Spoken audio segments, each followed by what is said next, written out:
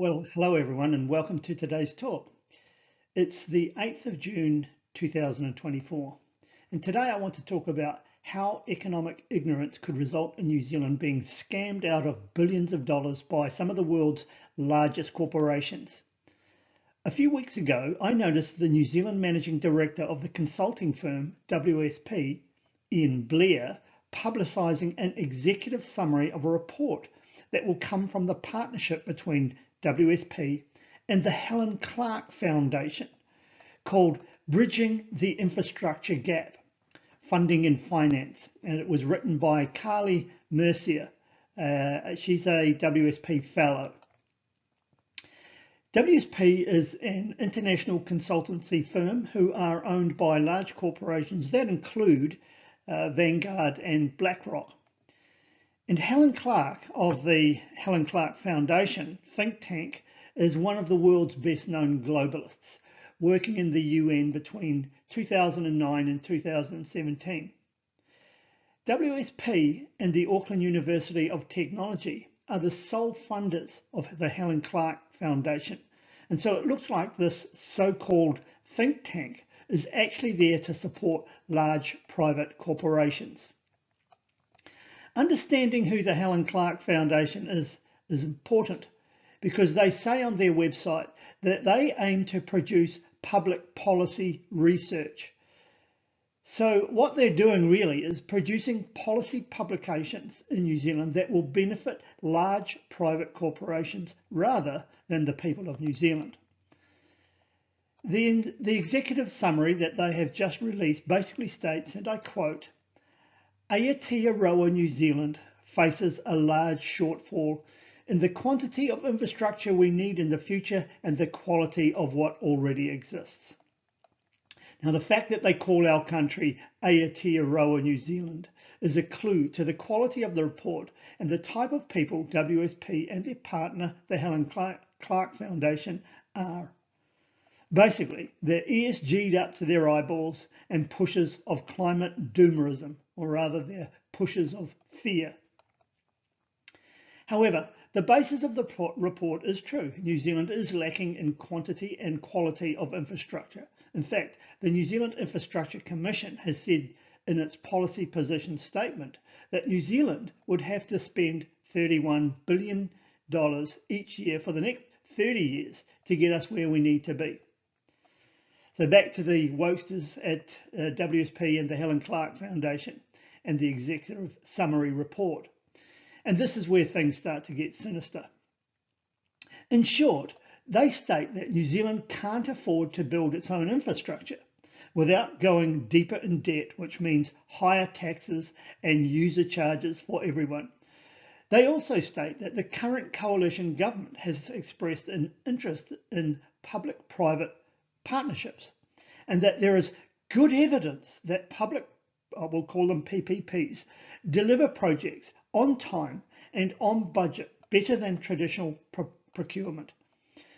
Never mind that there's only been 8 PPPs in New Zealand's history, and the bigger they were, the worse outcomes they got. I'm talking about the disastrous PPPs such as the Transmission Gully, the Puhoi to Warkworth motorway and the Waikeria prison, all involving large multinational corporations. After reading the fear-promoting executive summary from the Helen Clark Foundation that pushes the use of PPPs, I went to the WSP website, and they are also promoting PPPs in many articles and press releases. And I'm sure this is because when the government inevitably announces that they're going with PPPs to build infrastructure, there will be already a plethora of reports promoting how good they are. So we're being prepared to just accept them. In other words, it's already been decided that PPPs will be the method of delivering our infrastructure. So what is a PPP? A PPP is where a private investor engineers, prices and pays up front to build, let's say, a $1.6 billion section of highway over a few years. When it's finished, the government then pays them for it, and so now owns it.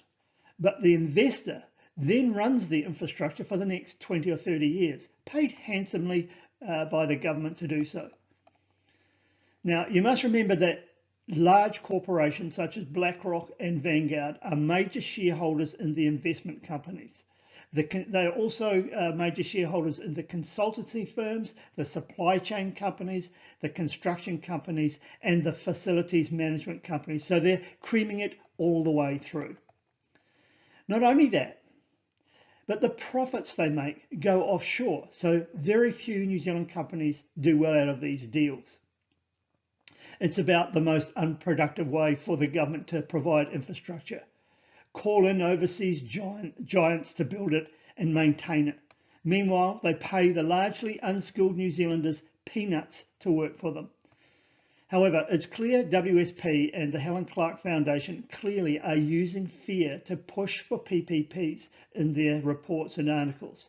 They're telling people that the government can't afford infrastructure, and if they try, well, then taxes will go up. There will be high government debt in the future, and that under the user pays funding model, it'll be us, the public, that must pay to use this infrastructure.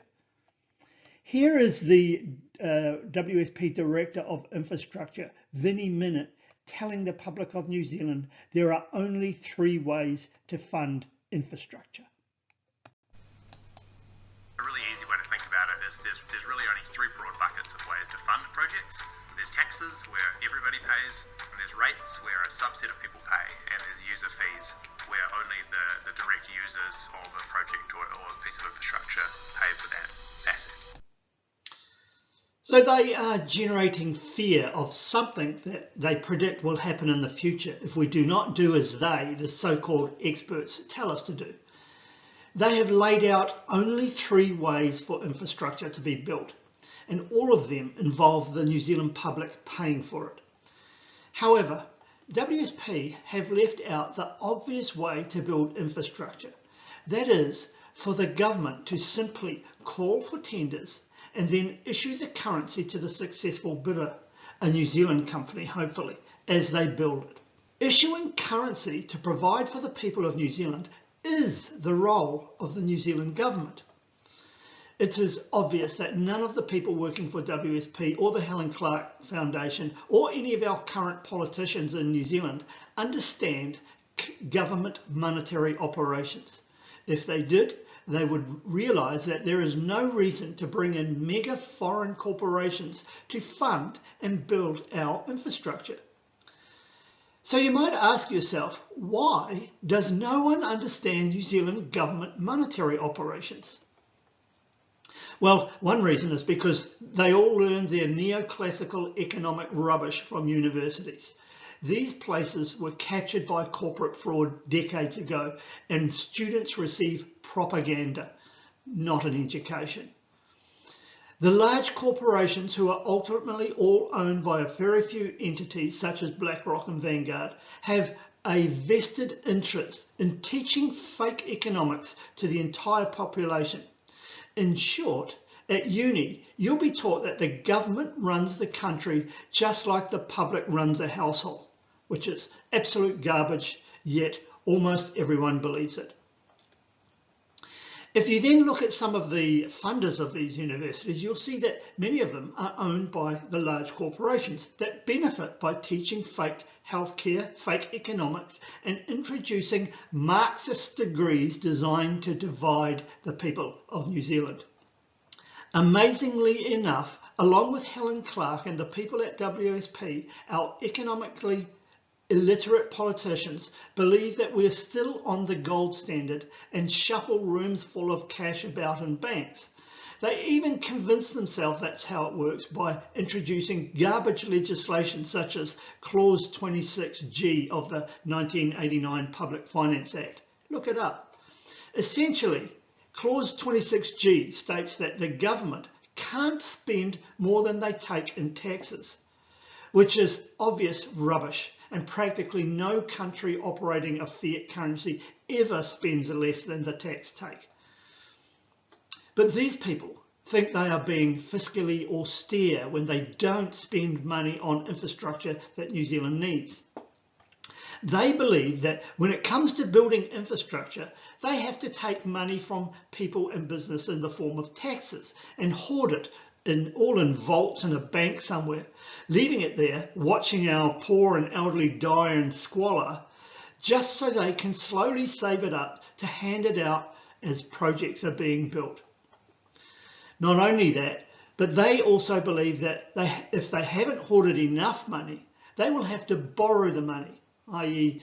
print some sort of fake money that they'll have to pay back someday in the future with real money. In other words, go into debt.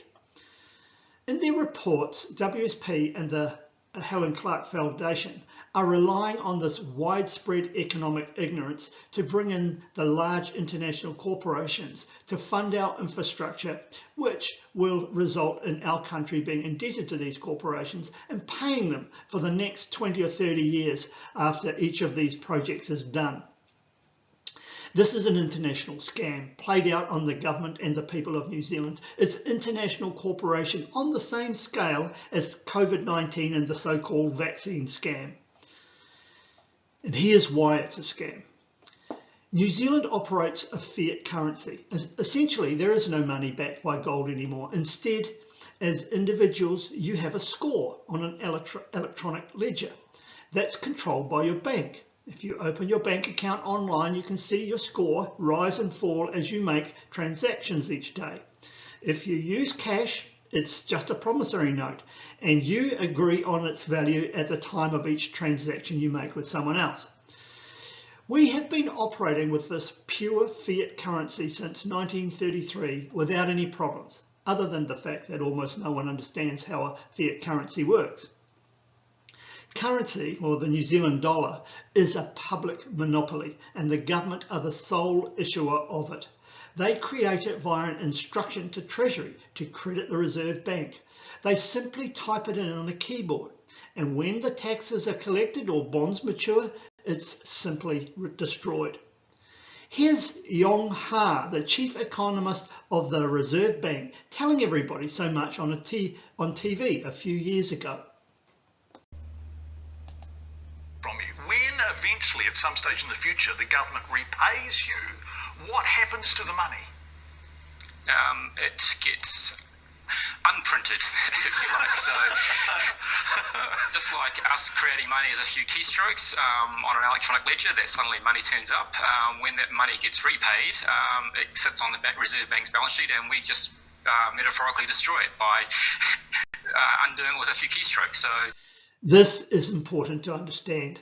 Because most people, WSP, the Helen Clark Foundation and our politicians, think that the money that the government issues comes from the taxes that they take from people and businesses. And every time there is an election cycle or a budget, they tell the public that they wish to reduce debt and that taxes are their only tool to repay that debt. In other words, they do not understand government monetary operations. Politicians, economists, the media, and most members of the public are economically illiterate. They have fallen for the false narrative that government money comes from taxes. However, and here is the crucial difference, the government are a currency issuer. They're not currency users like businesses and individuals.